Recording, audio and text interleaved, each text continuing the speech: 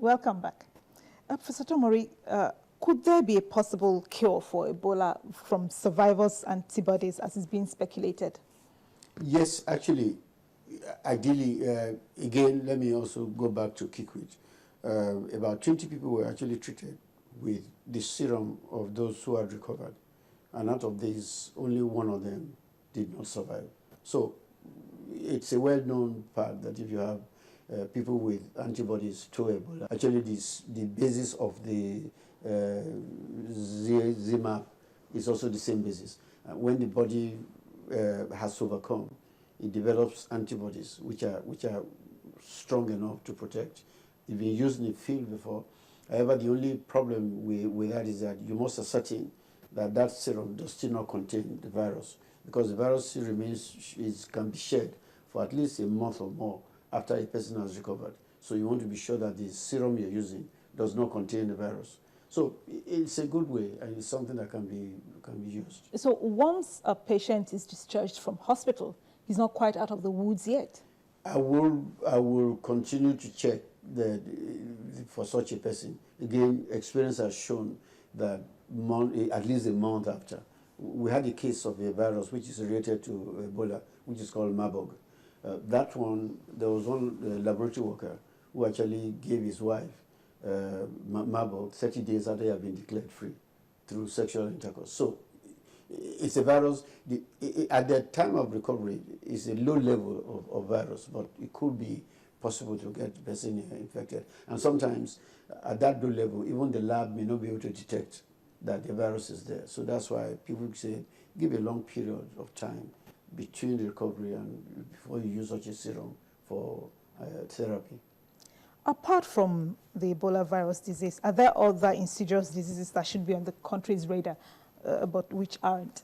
Yeah, I think we have unfortunately in this country, we have a very poor disease surveillance system, and then we don't look back into our history to check what are the issues. Take Lassa, for example.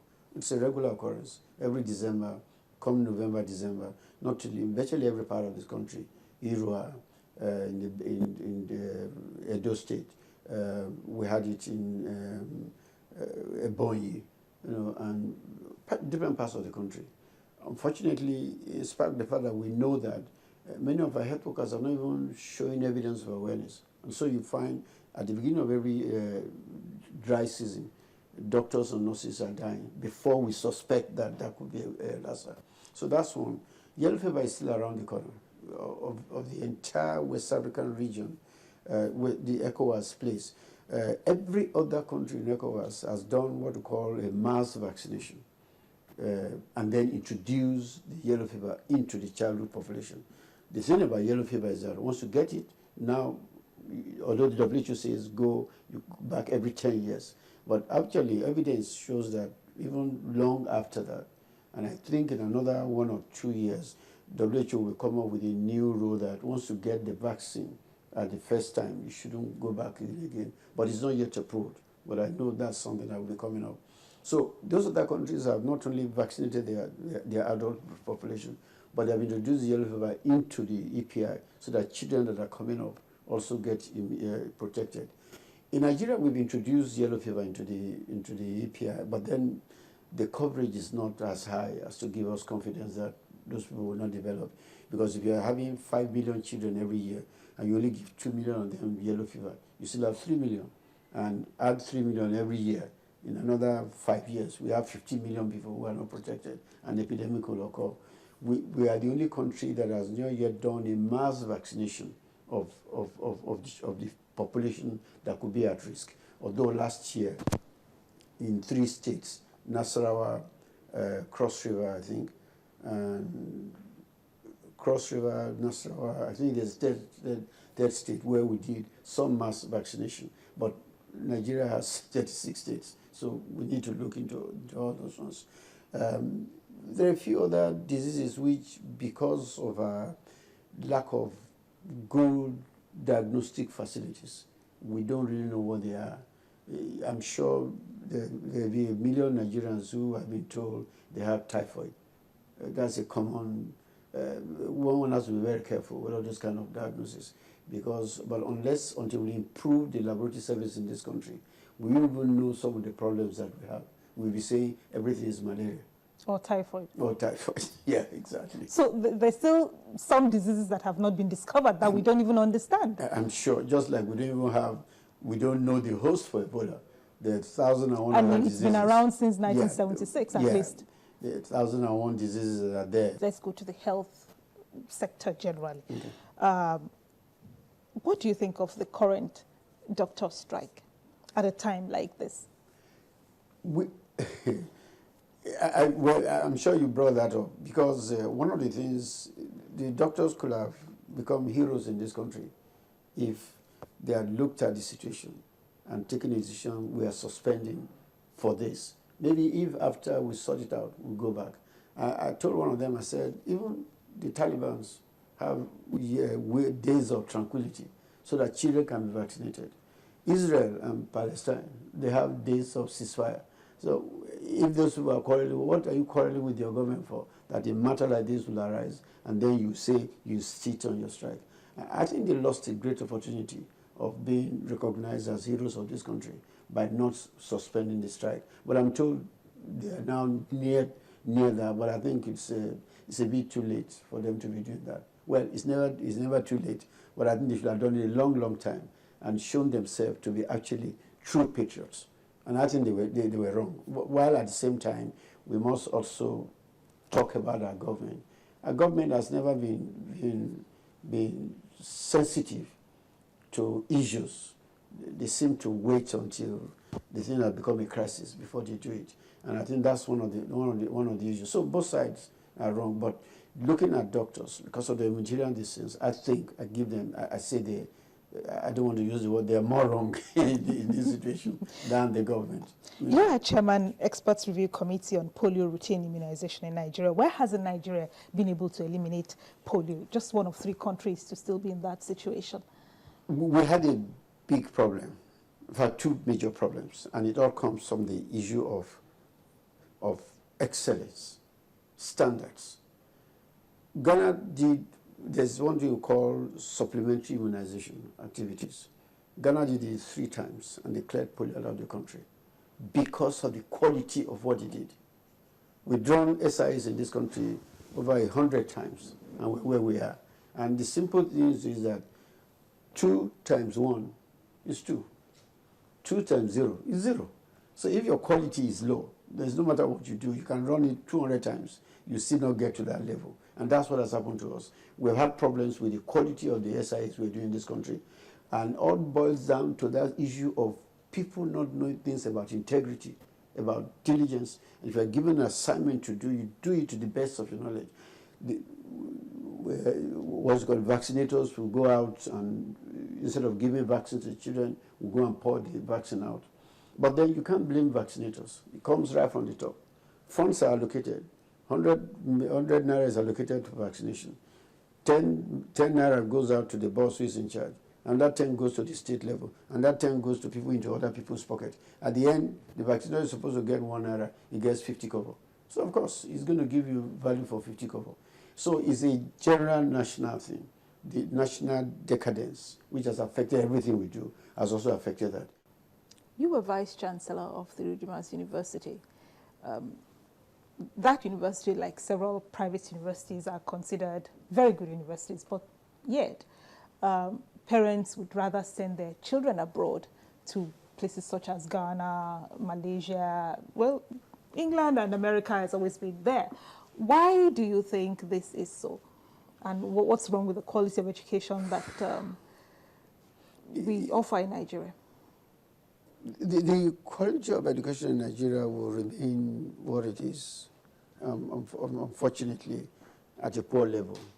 And that's why you see that no Nigerian university, private or public, gets any ranking in the world level of universities. Why it is not something that started today. It's a decadence that has been going on. For example, I can say proudly that I never went out of this country for my education. And I can be proud of myself wherever it is I go, because we have sound education.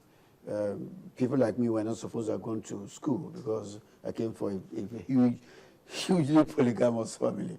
But because of the free education that we had in the time of Ebola, brought people like us to be able to go to school. Secondary education was almost free. University was free. And I remember during the national conference, I did say that I was lucky to be born in this country at this time, and that this country has done more for me than I can ever pay back. But that has changed. There was a time when I could say with confidence, I'm ready to die for this country. But now I'm ready to live for this country, not to die for it. Because this is not the country that I knew. This is not the country. So we cannot expect education to be different from the general status. So long as that, again, I'm back to that level. So long as the national core values at every level is down in the dregs, then nothing else will work. You can't take education out of that system. It's the system that's affecting. Yes, we are responsible for the education that we have. The education that we have today, education does not start in the university. It starts from the home. Most of us have abandoned the home. In my time, there was always an adult at home in our time, although you call it a polygamous family. But my mother, for example, never did her trading in the evening market.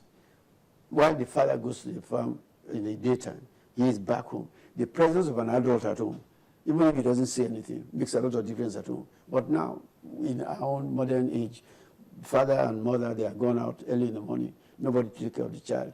By the time they leave for work, it's at 4 o'clock, the child is still asleep. By the time they come back at 10, the child is already asleep also. Weekend, when you should take care of the child, there's one way to do. And so, we have created the problem for ourselves, and we are paying for it. Because we didn't take care of our children when they were young. It is now in the adult we're having youth problem. And so we'll still pay for that. You know, these are the issues. So while we can't blame education per se. It's a national disaster, and that's what is affecting everything that we do in this country. What do you think would be the biggest legacy of this national conference? Again, let me first of all tell you what I went in there because I'm representing the Academy of Science. And initially I was very kind of skeptical because of the number of people to start with. I'm the kind of people, I'm not separating myself from them, but the fact is that when you have the people who have been responsible for the problems of this country, forming almost 30–40% of the, you get to be worried that where is it going to go? And at the end of it all, yes, we had discussions, we had, whatever, but behind it, there was always that thing about, I'm representing an ethnic group, I'm representing one particular group. I don't think people came to look at Nigeria as something we should look for as a place. And that, a lot of the quarrels we had, it didn't come out of the fact that we're arguing about genuine things. It is about what goes to the north, what goes to the east. So when you look at this, in spite of all the parting at the back, I'm disappointed. And I wish that one issue we'd never discuss was, again, I keep coming, if you look at this, a portion of the Constitution which talks about national core values. It talks about the same thing I'm talking about. We never talked about that. Integrity, determination, all those kind of things. In spite of what people are saying about states not being viable, there are many, many countries that have no resources, but they use their sense. The greatest value that we have, the greatest asset we have in this country are the people. But we're not tendering them. We're not taking care of that. And until we do that, resources will dry one day, but people will still be there. And many countries that have become what they are today is because they invested in their people. We have refused to do that in this country. And so we will continue to remain at the back block of every situation. So my conclusion about the conference is that I think it's new wine in old bottle. And as the Bible says, the old bottle will scatter again, just as usual, and we go back to where we were. I pray that we don't, but that's the way I look at it. And I'm waiting to be proved wrong, because unless we as Nigerians change our attitude to some of these things, we'll come back again under 10 years and hold another conference, and again, nothing will come out of it. Professor Ewale Tomori, we thank you for your time. Pleasure.